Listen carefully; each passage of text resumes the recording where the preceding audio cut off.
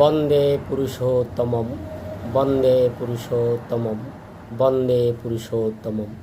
ইষ্টপ্রাণ দাদা ও মায়েরা, সকলের প্রতি রইল আমার আনন্দিত জয়গুরু।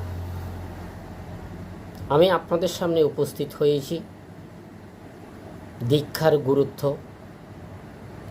প্রসঙ্গে কিছু বলার জন্য। আমার ইউটিউব চ্যানেল বিশ্বাস তরুণ গীতবাণী সাবস্ক্রাইব, লাইক, শেয়ার, কমেন্ট করে আগামী দিন এইভাবে কিছু বলার জন্য আমাকে উৎসাহিত করবেন। অনেকে দীক্ষা নিতে চায় না, তার মানে সে জীবনকে চায় না।